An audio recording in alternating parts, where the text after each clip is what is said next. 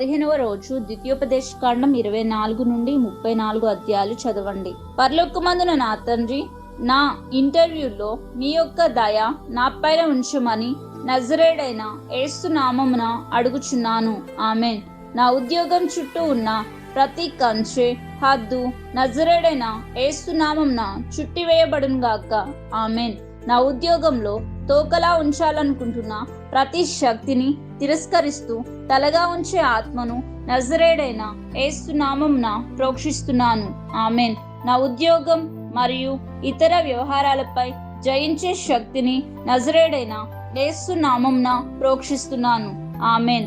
లూకా 10:19. ఇదిగో, పాములను తేళ్లను త్రొక్కుటకు శత్రువు బలమంతటి మీద మీకు అధికారం అనుగ్రహించున్నాను. ఏదియూ మీకు ఎంత మాత్రమును హాని చేయదు. ఈ యొక్క వాగ్దానం మా జీవితంలో నెరవేర్చబడును గాక. ఆమెన్. రోమా 16:20. సమాధానకర్తయగు దేవుడు సాతానును మీ కాళ్ల కింద శీఘ్రంగా చితకద్రొక్కించును. మన ప్రభువైన యేసుక్రీస్తు కృప మీకు తోడై ఉండును గాక. ఈ వాగ్దానం మా జీవితంలో నెరవేర్చబడును గాక. ఆమెన్. ఓబద్య 1:17.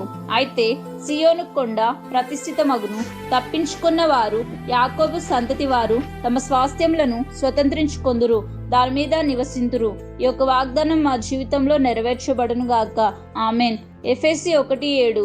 దేవుని కృపా మహదైశ్వర్యమును బట్టి ఆ ప్రియుని యందు ఆయన రక్తం వలన మనకు విమోచనము, అనగా మన అపరాధములకు క్షమాపణ మనకు కలిగి ఉన్నది. ఈ యొక్క వాగ్దానం యేసు నామములో మా జీవితంలో నెరవేర్చబడును గాక. ఆమెన్. పరలోకమందున మా తండ్రి, నా ప్రార్థనలన్నిటికీ సమాధానాలు ఇచ్చినందుకు నజరేయుడైన యేసు నామమున మీకు కృతజ్ఞతాస్తుతులు చెల్లిస్తున్నాను. ఆమెన్.